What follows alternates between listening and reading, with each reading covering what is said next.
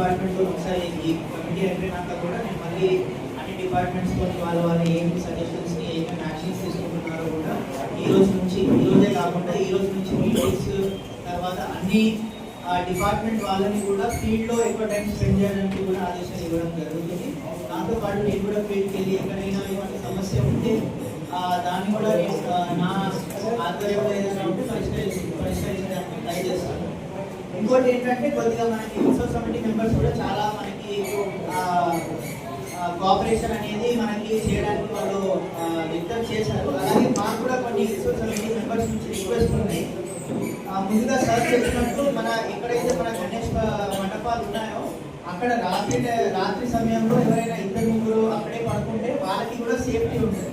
ఏదైనా చిన్న విషయం జరిగితే మనకు తెలిసిందే, మన డివిజన్ అయినా మన టౌన్ అయినా చిన్న విషయం తెలిస్తే అది సీఎం ఆఫీస్కి మన నేషనల్ న్యూస్ అయ్యే అవకాశాలు ఉంటాయి. కాబట్టి ఫస్ట్ రాత్రి సమయంలో మనకి ఇద్దరు ముగ్గురితో పాటు మనకి ప్రతి మండపం నుంచి కూడా ఎవరైనా ఒక రిప్రజెంటేటివ్ని మాత్రం మాకు ఒక లిస్ట్గా తయారు చేసి ఇస్తే మాకు కూడా ఏమైనా సమస్య వస్తే ఫస్ట్ కాంటాక్ట్ మేము అవ్వడానికి తెలుస్తుంది. అలాగే మా దగ్గర నుంచి కూడా మేము ఒక అధికారులు ప్లస్ ఎలక్ట్రిసిటీ అయితే ఆ పర్టికులర్ వార్డులో ఉన్న లైన్మెన్స్ అయినా కూడా వాళ్ళ లిస్ట్ కూడా మీకు ఇవ్వడం జరుగుతుంది. సో ఇరు పక్షాలు కూడా మనము ఇన్ఫర్మేషన్ షేర్ చేసుకోవడం అనేది మనం ఒక విధంగా మనం దాన్ని ప్రొసీడింగ్స్ ద్వారా ఇస్తాను. సో ఏదైనా సమస్య వచ్చినా ఆ ఫస్ట్ కాంటాక్ట్ లిస్ట్లో మాత్రం మనకి వాళ్ళకి సంప్రదించే అవకాశం ఉంటుంది. అండ్ మ్యాక్సిమం మనకి మన ఇష్యూ ఉంటే కూడా ప్రాబ్లం అక్కడే సాల్వ్ అయ్యేటట్టు మనం ఒక లిస్ట్ తయారు చేసుకున్నాం. సో మీకు రిక్వెస్ట్ ఏంటంటే మనకి ప్రతి మండపంలో కూడా ఎవరైనా ఒక సింగిల్ పాయింట్ ఆఫ్ కాంటాక్ట్ అయినా ఒక నోడల్ పర్సన్ అయినా పెడితే వాళ్ళతో మనం డిస్కస్ చేయాలి. అలాగే దీనికి కూడా ఒక మన వాట్సాప్ గ్రూప్ క్రియేట్ చేసి ఏమైనా ఇష్యూస్ ఉంటే కూడా ఫోటో మాధ్యమం ద్వారా మనకి మెసేజ్ మాధ్యమం ద్వారా కూడా కాల్స్ అయినా కూడా వీడియోస్ అయినా కూడా మీరు షేర్ చేసి దానికి యాక్షన్ తీసుకోవడం జరుగుతుంది. అలాగే ప్రతి మండపంలో కూడా ఏదైనా సేఫ్టీ ఇష్యూస్ రాకుండా మీరే స్వయంగా ఒక సీసీటీవీ కెమెరా ఏర్పాటు చేస్తే కూడా అది చాలా మనకి సేఫ్టీ పరంగా కూడా చాలా యూస్ అవుతుంది అనేది ఒక రిక్వెస్ట్. అది ఎక్కువ కాస్ట్ కూడా ఉండదు. నిన్న సార్ మనకి సజెషన్ ఇచ్చారు. సో మండపంలోనే సీసీటీవీ కనుక ఫిక్స్ చేస్తే కూడా మీకు ఏం సమస్యలు ఉండవు అని చెప్పేసి అది ఒక రిక్వెస్ట్. అలాగే ఒక ఫైర్ ఎక్స్టింగ్విషర్ కూడా మీరు పెట్టుకుంటే మాత్రం, ఎందుకంటే ఈ మధ్యలో వచ్చి మన మండపాలని కూడా కట్టెలు లేదా బట్టలతో మనం ఇచ్చేస్తుంటాం. సో ఒక ఫైర్ ఎక్స్టింగ్విషర్ ఒక 2-3 మండపాలకు కూడా ఒక ఫైర్ ఎక్స్టింగ్విషర్ కనుక పెట్టుకుంటే మాత్రం అది చాలా రెస్పాన్స్ చేయడానికి మనకి యాక్షన్ చేయడానికి తక్కువ టైంలో కూడా మనకి ఏదైనా చిన్న ప్రమాదం జరగకూడదనే మనం అనుకుంటున్నాం. కానీ ఏదైనా జరిగితే నాకు మాత్రం హెల్ప్ అవుతుందని అనుకుంటున్నాను. అలాగే మన ఫైర్ డిపార్ట్మెంట్ నుంచి ఎవరైనా వచ్చారు. సో ఫైర్ డిపార్ట్మెంట్ నుంచి కూడా మనకి అవేర్నెస్ ప్రోగ్రామ్స్ చేస్తామండి. ఇక్కడ మనం డిస్కస్ చేసాము. ప్రతి మండపంలో కూడా ఫైర్ అవేర్నెస్ గురించి, ఫైర్ సేఫ్టీ గురించి మాత్రం అవేర్నెస్ స్ప్రెడ్ చేయడానికి మనం ట్రై చేస్తాం. సో ఒకసారి మీరు లిస్ట్ ఇస్తే మాకు వాళ్ళ కాంటాక్ట్స్ మనం షేర్ చేసి వాళ్ళు ప్రత్యక్షంగా అక్కడికి వచ్చి అది సేఫ్టీ డ్రిల్స్ అనేది చేయడం జరుగుతుంది.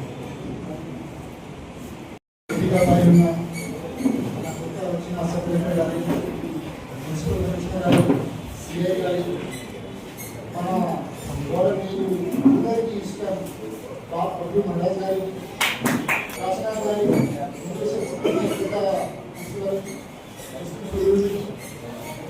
అండ్